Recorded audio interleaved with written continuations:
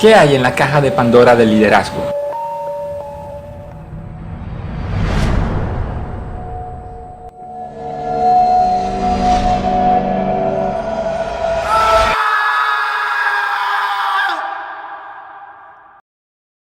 Estas son las 5 cosas prohibidas en el liderazgo. ¿Están preparados?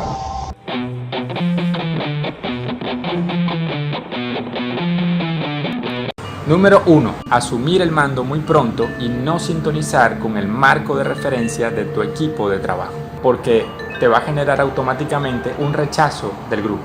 Veamos un ejemplo con los niños. Los niños impopulares son aquellos que pretenden cambiar de tema bruscamente o demasiado pronto, o dar sus opiniones y estar en desacuerdo inmediato con los demás. Intentos, todos ellos manifiestos de llamar la atención, y que paradójicamente les lleva a ser rechazados o ignorados.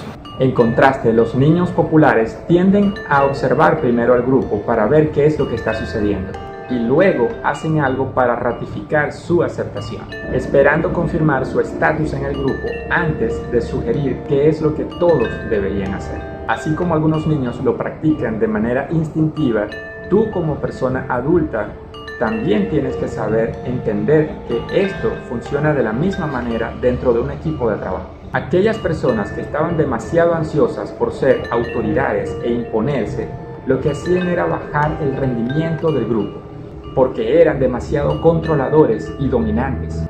Estas personas parecían carecer de uno de los componentes fundamentales de la inteligencia social, y es la capacidad de reconocer lo que es apropiado y lo que no es apropiado en el toma y dame de una relación social. Entonces, un nuevo líder debe aprender primero de su equipo de trabajo. Debe aprender a conocer a las personas que forman parte de su equipo.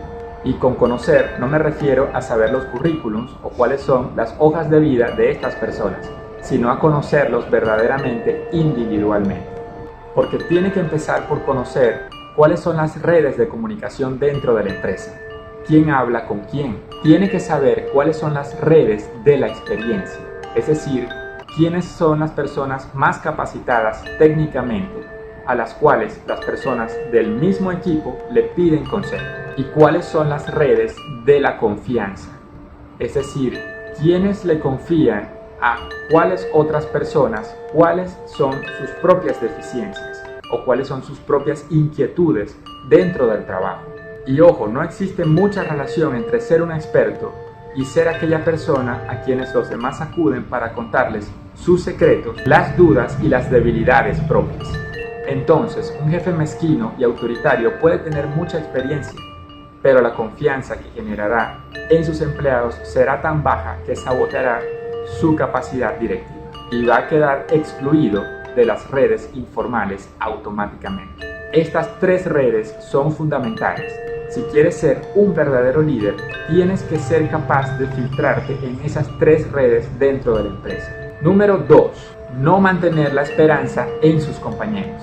Según cuenta una conocida leyenda, los dioses, celosos de su belleza, regalaron a Pandora, una diosa de la antigua Grecia, una caja misteriosa, advirtiéndole que jamás debía abrirla. Pero un día la curiosidad y la tentación pudieron más que ella, y finalmente abrió la tapa para ver su contenido, liberando así en el mundo las grandes aflicciones, para cerrar la caja justo a tiempo para evitar que se escapara de ella la esperanza, el único remedio que hace soportable las miserias de la vida. Y es que las emociones son contagiosas. Si un líder refleja esperanza, los demás se contagiarán de ella. Técnicamente hablando, la esperanza es algo más que la visión ingenua de que todo irá bien. Se trata de la creencia de que uno tiene la voluntad y que es capaz de llevar a cabo sus objetivos, cualesquiera que estos sean. La esperanza no solamente ofrece consuelo a la aflicción, sino que genera un mejor rendimiento del trabajo y el hecho de soportar un trabajo pesado. Entonces, un líder a quien se le vea que no tiene absolutamente ninguna esperanza dentro del trabajo, bien sea porque a la empresa no le está yendo bien, bien sea porque de repente él mismo tiene bajos los ánimos, en este caso eso podría generar un desánimo en sus compañeros, porque las emociones son contagiosas. Si el líder refleja esperanza, contagiará a sus empleados, a sus compañeros de trabajo, de toda esa emoción que él tiene. y si es una emoción negativa, los va a contagiar de esa emoción negativa. Por eso es muy importante que en este caso el líder refleje esperanza. Número 3. No sintonizar con sus compañeros de trabajo. Y es que una de las formas de empeorar el ambiente laboral es no sintonizar con los compañeros de trabajo. Un estudio realizado sobre ejecutivos descubrió que la mayoría de ellos sentía que su trabajo exigía la participación de su cabeza, pero no de su corazón. Muchos de estos ejecutivos de trabajo manifestaron que la empatía y la compasión hacia sus compañeros de trabajo podría interferir en los objetivos de la empresa. Uno de ellos llegó a decir de que consideraba absurda la idea de tomar en cuenta los sentimientos de sus empleados, porque era imposible relacionarse con la gente. Otros ejecutivos se disculparon diciendo de que si no permanecían emocionalmente distantes, era imposible para ellos tomar las duras decisiones propias del mundo empresarial y que les gustaría tomar decisiones un poco más humanas. En mi opinión, estas actitudes hoy en día son totalmente obsoletas, porque lo importante son las habilidades interpersonales que tenga ese líder de relacionarse con cada uno de sus compañeros de trabajo.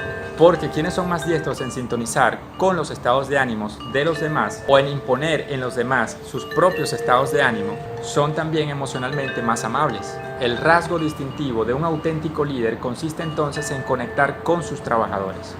Por esta misma razón, las personas que tienen problemas para transmitir y captar las emociones tienen problemas en sus relaciones. Por ejemplo, todos conocemos a personas que de repente hablan sin parar, o simplemente aquellas personas que no respetan el espacio personal de los demás y se mantienen quizás muy cercanos, o incluso a personas que simplemente hablan de sus propios intereses y nunca escuchan a los demás, e ignoran todo intento que hacen las otras personas por cambiarles el tema.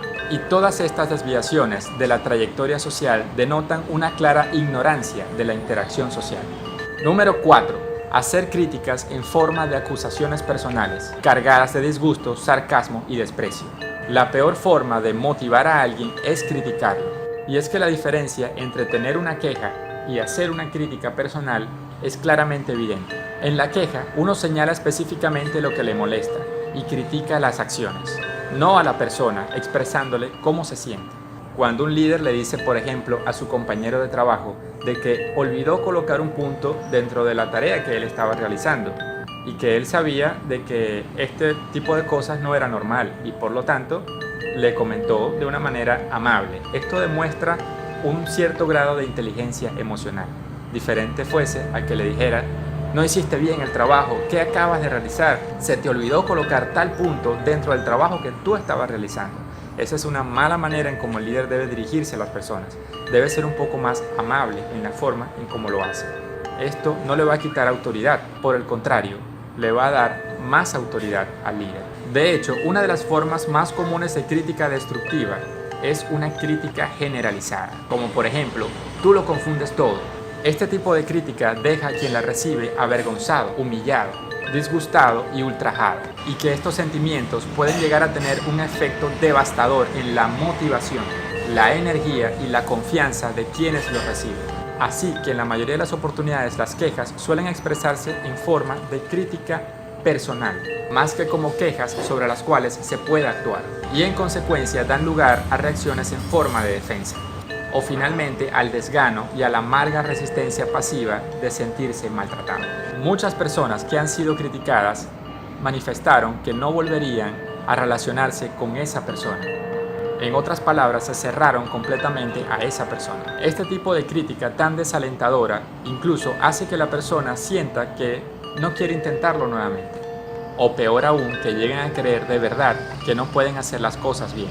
Así que veamos el otro lado de la moneda, en donde se hace una queja, pero esta vez como una herramienta poderosa que puede permitir que la situación realmente mejore. Como por ejemplo cuando se le dio a un ingeniero la posibilidad de realizar los planos, entonces viene el líder y le dice a este ingeniero: el problema principal con el que nos encontramos en este estadio es que su plan requiere mucho tiempo y eso encarecería el costo de las cosas. Me gustaría que pensaras una forma de que esto mismo que acabas de realizar pudiera ejecutarse más rápidamente. Este tipo de crítica es totalmente opuesta, porque deja abierta la posibilidad de mejorar el trabajo que esta persona ha realizado. Entonces, esta crítica alimenta la esperanza lo que vimos en el punto número 2, y sugiere una forma más adecuada de realizar esa misma tarea. Número 5. No eliminar en sí mismo y en sus compañeros lo que alimenta el enfado, generando conflictos o no sabiendo evitar los que se presenten. Entonces el líder debe tratar de eliminar lo que alimenta el enfado en los compañeros de trabajo. Y es que las personas suelen imitar también las actitudes que tiene ese líder. Entonces, si ese líder siempre se muestra enfadado o genera conflictos y no evita los conflictos dentro de sus compañeros, entonces no es un líder que sabe mediar con las situaciones en la empresa. Tiene que ser un líder negociador de los conflictos. Bien amigos, como un plus, les voy a hacer una pregunta. ¿Los líderes nacen o los líderes se hacen? Les voy a dar un ejemplo y ustedes mismos van a sacar la conclusión. Voy a darles un ejemplo nuevamente relacionado a los niños. En medio de una guardería, un niño llamado Martin ve a una niña llorar. Esta niña está llorando muchísimo, entonces se le acerca a Martin y empieza a darle unas palmaditas para que se quede tranquila. La niña continúa llorando, entonces Martin empieza a agitarla un poco y empieza a decirle que no llore. Como la niña continúa llorando, Martin empieza a gritarle a la niña diciéndole que no llore, y cuando la niña no se detiene, entonces las palmaditas comienzan a transformarse en unos golpes un poco más fuertes, hasta que la niña lo que hace es alejarse de Martin, pero continúa llorando. ¿Qué es lo que acaba de realizar este niño? Este niño lo que hizo fue que no supo canalizar las emociones de la niña y en vez de acercarse para darle compasión, lo que hizo fue alterarse. ¿De dónde aprende este niño esas actitudes? ¿Acaso es que fue enseñado así por sus padres? Posiblemente así fue. La agresiva y brutal respuesta de Martin ante su compañera de guardería es típica de aquellos niños que han sufrido de violencia dentro de su hogar. Así que si los niños terminan copiando los estados de ánimos de los padres, todo esto termina afectando su propia empatía.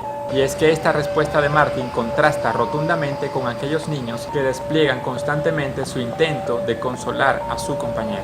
Tú como líder, ¿de dónde aprendiste la forma en cómo manejas a tu personal? ¿Lo aprendiste en tu hogar? ¿Lo aprendiste porque fuiste tratado de esa misma manera? Entonces, ¿cómo has sido tratado también en tu trabajo? Puede ser que los líderes no solamente están copiando las actitudes que han aprendido en su casa o de la manera como fueron tratados en su infancia, sino que también pudieron haber aprendido esas aptitudes de cómo fueron tratados en sus antiguos trabajos. Y es que a veces, por no decir siempre, la falta de empatía se transmite de generación en generación. De modo que en niños, por ejemplo, que fueron maltratados, terminen convirtiéndose en padres que maltraten a sus hijos. De la misma manera, como un líder que en puestos anteriores de trabajo fue maltratado, tal vez quiera seguir maltratando a los compañeros de trabajo en una nueva empresa o dentro de esa misma empresa. Y es que si vieron mi video anterior que trata sobre la amígdala, todos esos recuerdos permanecen acá, en el subconsciente. No eres consciente de ello, pero tu amígdala recuerda cómo fuiste tratado. Pero esos recuerdos se instalan de manera permanente y puede hacer que estés manteniendo pisado el acelerador constantemente.